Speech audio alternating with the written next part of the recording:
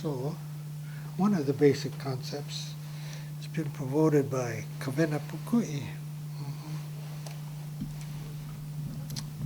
And it's in this figure, you see. This is a petroglyph. And there are 3 Piko. So most Kanaka know about the Piko Vaina, the one in the middle, the navel. And it used to be common greeting, Peko Piko. You know, how's your Piko? And usually referred to this one. Right? And this one, of course, represents each person's attachment in intrauterine life. That is, when the embryo or fetus is in the maternal womb. The attachment by way of the umbilical cord to the placenta in the uterus. All right? So nutrition flows by way of the blood from the mother's womb to the embryo and the fetus. Right? Very important, right? And this also represents contemporary world, the world we live in right here. And it covers the gut. And the gut, in traditional Kanaka Maoli thinking, is the seat of not only learning and knowing, but also feeling. You know, gut feeling. And that also leads to the basic concept that we really don't learn anything unless we can do it. So just reciting something for an examination and then forgetting all about it because you passed the exam. That's Western, you know, but it's not Kanaka. Right? So you learn by observing, imitating, following, and then living that way. So Na'awau means enlightened. Enlightened, very bright gut. And Na'aupo means very dark. Black gut means ignorant, foolish. You see, so those terms convey basic concepts that our ancestors had.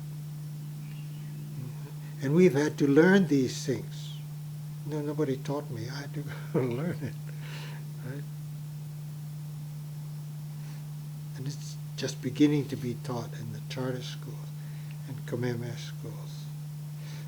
I have a Mo'opuna in Kameme schools right now. But he didn't know this, what I've just told you. But there are 2 other Piko. So there's another Piko up here. And in the newborn child, there's an opening in the skull. There are 3 bones here that come together, and they eventually close this opening, which in Western anatomy is known as the anterior fontanelle, a little soft spot. But to Kanaka, that's called manava. But it's also sometimes called piko po'o. It's a piko for the po'o, and the po'o is the head. But more commonly it's known as manava. And in ancient times the child was fed through this piko. So the mother or tutu would put some poi up there, some sweet potato, to take care of each person's vailua. Have you ever heard of vailua? That's a person's personal spirit. Vailua. And that vailua sometimes leaves the body. Can go off and do things in dreams, for example. But that vailua also connects with each person's ancestors from the beginning of time. But that connection is there only if the individual talks to the ancestors and listens to his ancestors and is guided by his ancestors. If he doesn't do that, there's no connection. And then the third Piko is between the legs, the genitalia. And that connects each person to all of his mamo, descendants, after him or her. Right? But those descendants,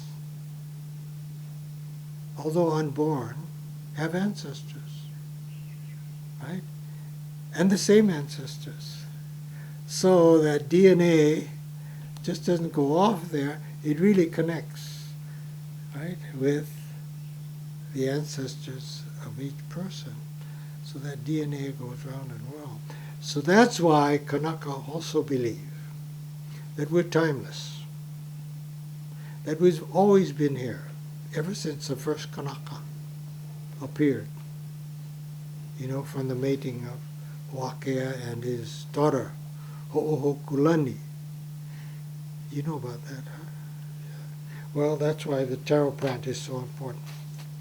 So Wakea mated with Papa Earth Mother, and then Wakea got tired, and after they had their daughter, Ho'ohokulani, he lusted after his daughter.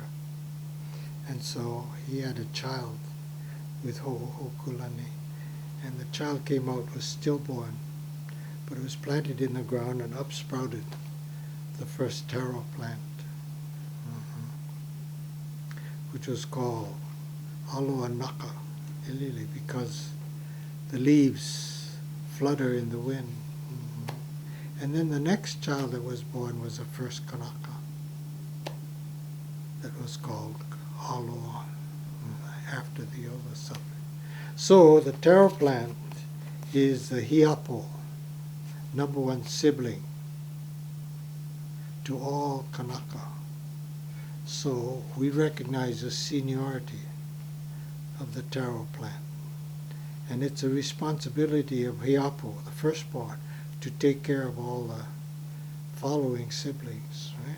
So the taro plant does that only as long as the taro plant has aina, land, and water, right? No more land, no more water, no more taro, no more Kanaka. That's why we have to have a land bank.